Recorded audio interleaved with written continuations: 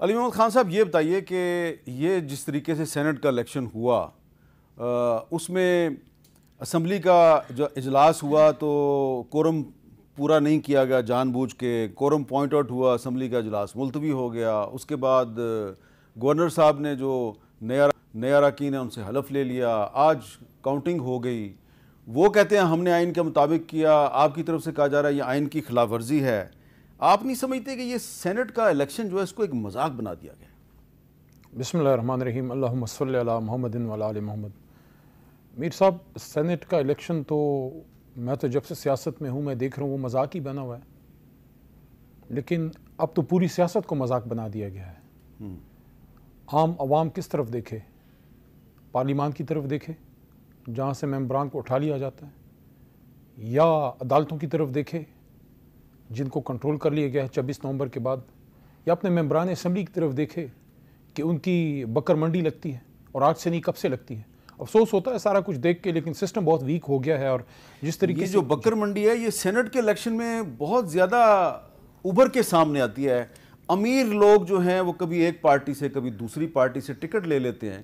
تو یہ ذرا یہ بتائیں کہ آپ ایک پولیٹیکل ورکر کے طور پر سینٹ کے الیکشن میں جو ٹکٹیں ملنے کا معیار ہے اس سے مطمئن ہیں آپ؟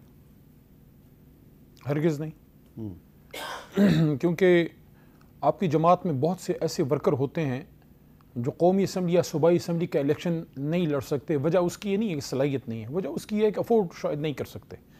لیکن ہماری جیسی جماعتیں پھر میرے جیسے لوگوں کو سپورٹ کرتی ہیں. ہم بھی آگے کوئی کروڑوں نہیں لگائے، لیکن سینٹ میں آپ کو اپنے وہ لوگ لانے چاہیے جو کہ پارٹی کے آئیڈیالوجی پہ بلیو کرتے ہیں اور خود بھی اسٹالورٹس ہوں، جن کے آنے سے ایک ویلیو ایڈ ہو.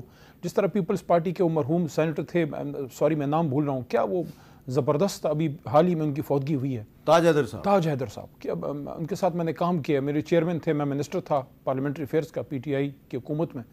تو ایسے لوگوں کو لے کے آئیں جو ویلیو ایڈ کریں اور جو آپ کے ساتھ ہر مشکل میں کھڑے ہوں. لیکن مجبوری یہ ہے، ایک ٹرینڈ بنا ہوا ہے. میں بالکل ایگری کرتا ہوں کہ سلیکشن آف کینڈیڈیٹس کو تمام جماعتوں کو بہتر کرنا ہوگا، تمام جماعتوں کو، اور اس میں تحریک انصاف بھی ہے. یس شور. اچھا، اب یہ بتائیں کہ آپ کو کیا لگ رہا ہے کہ یہ جو آپ کی پارٹی ہے، یہ جو سینٹ کے الیکشن میں ٹکٹوں کے مسئلے پہ اختلافات ہوئے، بڑا جھگڑا ہوا، تو یہ جو جھگڑا ہے اور PTI کے جو اندرونی اختلافات ہیں، اس کا اثر آپ کی آنے والی احتجاجی تحریک پر بھی پڑے گا، جس کے بارے میں کہا جاتا ہے کہ 5 اگست کو اس کا کلائمیکس ہونے والا ہے؟ بہتر مینیج ہو سکتا تھا. بہتر مینیج ہو سکتا تھا. ہاں جی، جو فیصلہ عمران خان صاحب کا ہے وہ آخری فیصلہ ہے. اور اس کی وجہ یہ بھی ہے کہ ایک وقت تھا جب خان صاحب باہر تھے. میرا کور کمیٹی میں 2015 میں مجھے شامل کیا، بلکہ ایک دفعہ میں نے خان صاحب کو 2014 کے دھرنے کے دوران گلہ کیا تھا. میں نے کہا خان صاحب، یہ کہا جاتا ہے یوتھ کی جماعت ہے، تو آپ کی کور کمیٹی میں تو نہ علی ہے، نہ مراد ہے، نہ شہریار بھائی ہیں. تو اس کے بعد انہوں نے مجھے اور مراد سعید صاحب کو شامل کیا، اور مہینے 1.5-2 مہینے بعد شہریار بھائی بھی آ گئے، افریدی صاحب. تو ہم بڑا آرگیومنٹ خان صاحب سے کرتے تھے اور بڑا زبردست ماحول ہوتا تھا. بڑے بڑے اسٹالورٹس تھے اس زمانے میں جماعت میں. جسٹس وجی الدین صاحب جیسے لوگ موجود تھے، ان سے بڑا سیکھا بھی اس زمانے میں. لیکن چونکہ خان صاحب جیل میں ہیں میر صاحب، چیزیں ساری پرفیکٹ نہیں ہو سکتی. خان صاحب سے کوئی گلہ اس وقت نہیں ہے. اس کی وجہ یہ ہے کہ وہ ایک آدمی 700 دنوں سے ایک ہیرو. پالیٹکس اپارٹ میر صاحب، سیاست کو ایک طرف رکھیں، بھول جائیں کہ وہ آدمی چیئرمین تحریک انصاف ہے، بھول جائیں کہ وہ پرائم منسٹر آف پاکستان بھی رہا ہے. ہیرو ہے اس قوم کا، ہیرو ہے. اور ہم نے اپنے ہیروز کے ساتھ کیا کیا ہے؟ قدیر خان صاحب کو دیکھ لیں، خان صاحب کو دیکھ لیں. جو ہیرو بنتا ہے قوم کے دلوں میں، اس کو پتہ نہیں اس کے ساتھ ہم کیا کرتے ہیں. تو اس وقت ان سے گلہ نہیں ہے. لیکن میرے خیال میں اس کو اگر ہم زیادہ انکلوسیو کرتے تو یہ جو کارکنوں میں ایک کل میں نے دیکھا ہے، مجھے بڑا دکھ ہوا ہے. میری خواہش تھی کہ وہ آتے، لیکن ظاہر ہے کچھ حالات ایسے بن گئے کہ عرفان صاحب نہیں آ سکے، عرفان سلیم صاحب. لیکن ان کے جو ٹپکتے آنسو تھے، اس کی جو ہے میں سمجھتا ہوں اس کی قدر کرنی ہوگی تحریک انصاف کو. ہر جماعت کا ورکر جب روتا ہے میر صاحب، ورکر کو رونا نہیں چاہیے، ورکر کو رونا نہیں چاہیے. اچھا، اب یہ بتائیں کہ مراد سعید صاحب جو ہیں وہ آپ کے دوست بھی ہیں، آپ ہمیشہ ان کے لیے کلمہ خیر کہتے ہیں. اور مراد سعید صاحب کافی عرصے سے منظر عام سے غائب ہیں. آج وہ سینیٹر منتخب ہو گئے ہیں. اب آپ کیا مشورہ دیں گے کہ وہ سینٹ کے ممبر کے طور پہ حلف لینے آ جائیں یا غائب رہیں؟ نہیں، ان کو اپنی سیکیورٹی کمپرومائز نہیں کرنی چاہیے. اگر ان کو لگے کہ وہ آ سکتے ہیں تب آنا چاہیے. مراد پاکستان کی مڈل اور لوور مڈل کلاس کا ہوپ ہے. ایسے ہوپس کو جو ہے ہمیں سنبھال کے رکھنا چاہیے. تو اگر مراد سعید صاحب جو ہیں وہ حلف لینے کے لیے نہیں آئیں گے سینٹ تو ایک مخصوص عرصے کے بعد ڈی سیٹ ہو سکتے ہیں. تو ان کی سیکیورٹی کا میں سمجھتا ہوں کہ ریاست کو ہاؤس آف فیڈریشن جو سینٹ آف پاکستان ہے پلس خیبر پختونخوا ان کی ہماری سیکیورٹی حکومت کو خطرہ ہے یا ان کی گرفتاری کا خطرہ ہے؟ دیکھیں یہ تو میں نہیں کہہ سکتا, میرا ان سے ابھی رابطہ نہیں ہے اور میں نے رابطے کی کوشش بھی نہیں کی کہ خدا نخواستہ میرے فون کی وجہ سے ان کو کوئی مسئلہ نہ ہو جائے. لیکن میں یہ سمجھتا ہوں کہ خیبر پختونخوا کی حکومت اور ہاؤس آف فیڈریشن, جب میں کہتا ہوں سینٹ آف پاکستان کی میں بات کرتا ہوں, اور ریاست پاکستان کی ذمہ داری ہے کہ ان کی لائف اور ان کی سیکیورٹی کو انشور کریں. باقی کیسز ہیں ہم سب نے بھگتے ہیں. میں نے بھی ملٹری کورٹس کا وہ جو ہے وہ میرے پہ بھی ملٹری پرچہ تھا وہ 780 جو ہے سیکرٹ ایکٹ کا, وہ شکر الحمدللہ ڈسچارج ہو گیا. چیزیں ہم سب نے فیس کی ہیں, وہ بھی کر لے گا, لیکن اس کی زندگی اہم ہے. دیکھیں ہم میں اس سے آگے بات نہیں کرنا چاہتا, لیکن میں یہ کہتا ہوں کہ آج آپ کے پاس ارشد شریف صاحب کا نعم البدل ہے, آپ مجھے بتائیں ہے کیا حامد میر کا نعم البدل ہے اس ملک کے پاس؟ تو پھر مجھے یہ بتائیں فیصلہ کن کہ جب ہم جیسے لوگوں کے نعم البدل نہیں ہے تو آپ کے پاس عمران خان کا نعم البدل ہے. آج کیا فلسطین عمران خان کو پکار نہیں رہا؟ فلسطین کی حالت دیکھیں, کوئی امت مسلمہ میں ایک بندہ ہے. سعید صاحب جو ہیں وہ سینیٹر بن گئے ہیں اور وہ حلف اٹھانے کے لیے ایوان میں نہیں آ سکتے, تو پھر ان کو سینیٹر بنوانے کا کیا فائدہ؟ کیوں دیکھیں ریاست انشور کرے, ان کی لائف انشور کرے, ان کی لائف سیکیورٹی تھریٹ نہ ہو.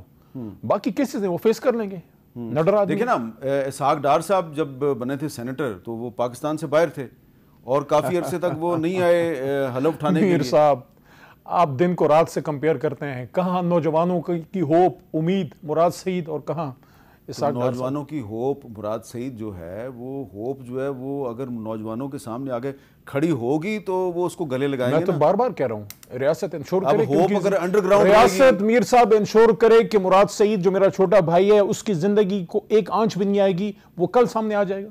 میں اپنے دل سے میں کہہ رہا ہوں, میں نے اس سے رابطہ نہیں کیا. اچھا آپ کہہ رہے ہیں اس کی جان کو خطرہ ہے؟ ظاہر ہے اس کو تھریٹ ہوں گے. You are not sure. تبھی تو دیکھیں ہماری اپنی حکومت ہے, ابھی تک وہ فرنٹ پہ نہیں آئے, اس کی وجہ ہوگی نا, اس کے بہتر ادراک ان کے پاس ہے. دیکھیں کچھ آپ کے کولیگ ہیں, ساتھی ہیں, نام لینا شاید مناسب نہیں, ان کو کیوں ملک چھوڑ کے جانا پڑا؟ کیا وہ ہم سے آپ سے یا مجھ سے کم محب وطن ہے؟ مسئلے ہیں نا لوگوں کو, مسئلے ہیں نا. اچھا اب یہ بتائیں کہ آپ اپنی جو تحریک ہے جس کے بارے میں کہا جا رہا ہے کہ 5 اگست اس کا کلائمیکس ہے, جی, اس کے بارے میں آپ کتنے پورے اعتماد ہیں کہ واقعی 5 اگست کو ایک کلائمیکس نظر آئے گا؟